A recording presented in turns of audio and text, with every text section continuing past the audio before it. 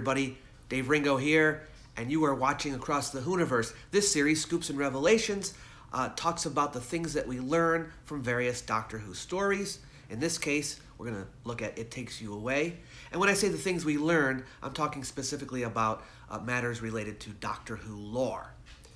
So first of all, when is this story set? It takes place in Norway in the year 2018, so it's the present time, out in the middle of nowhere actually.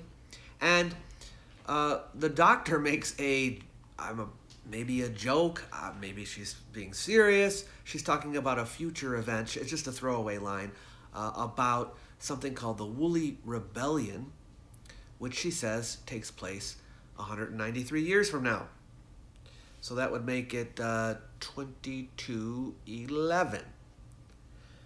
And okay, maybe that's true, but then she says that this is a revolution having to do with a renegotiation of sheep-human relations.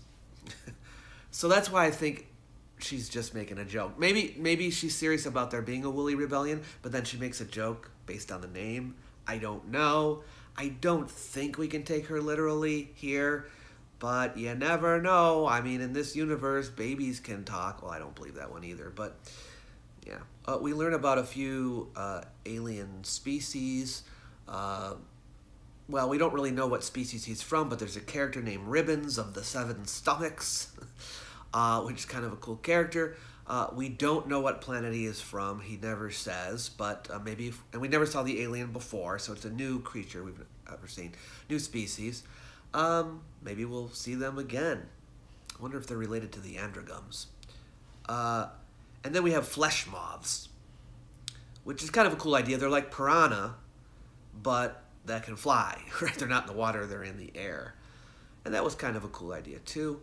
And then we have the most important entity in the story. It's a new idea, something called a Solitract. And well, first of all, what is the Solitract? The Solitract is described as an energy with consciousness that cannot coexist with our universe. We're told that our universe cannot exist with a Solitract or with any Solitract energy in it. So the Solitract has to create its own universes or something like that, which defy the laws of physics and so forth. And that's where the Doctor finds herself and her companions. So it's kind of a neat idea. So what happens is the regular universe, apparently, creates anti-zones between the Solitract's universe and the regular universe so that it's protected. The space-time fabric is protected by this anti-zone. Kind of an interesting idea, and that's where the Doctor travels from the real universe to through the anti-zone to the Solitract universe. The Solitract has a consciousness and actually does speak with people. We see the Solitract speaking through Trina and through Grace, and then through a frog, based on Graham's necklace. When Graham shows Grace the necklace, or the fake Grace the necklace, that's how the Solitract, I guess, gets the idea for it, or something like that.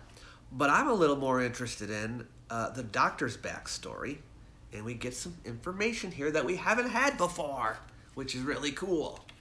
And the Doctor says that she learned the Solitract legend from one of her grannies, one of her grandmothers.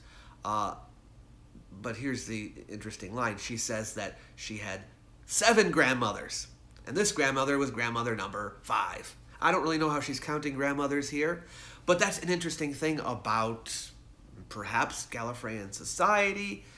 Does everybody have 7 grandmothers? Does she have 7 grandfathers to go along with the 7 grandmothers? We don't really know.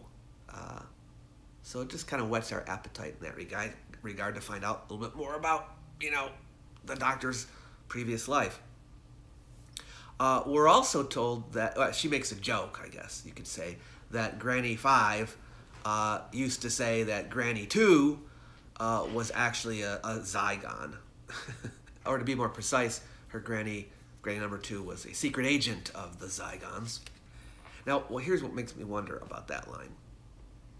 I mean, she's making a joke to play down, that Granny 5 could be wrong because she was wrong in that case.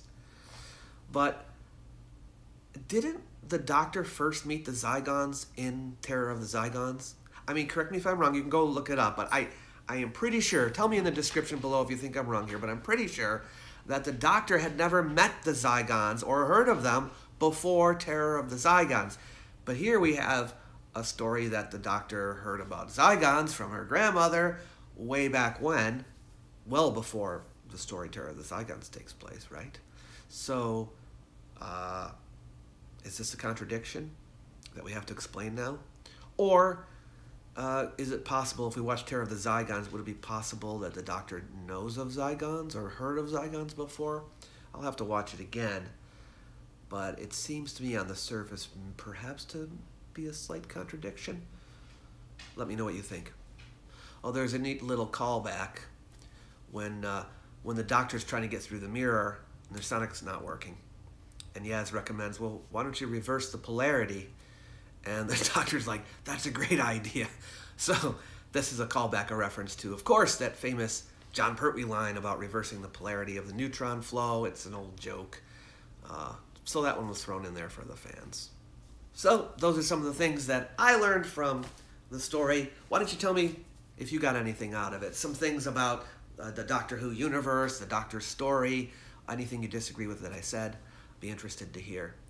But we'll talk again next week when we'll be looking at the final story of the series. So that'll be exciting. Until then, I'm Dave Ringo. Safe travels in time and space.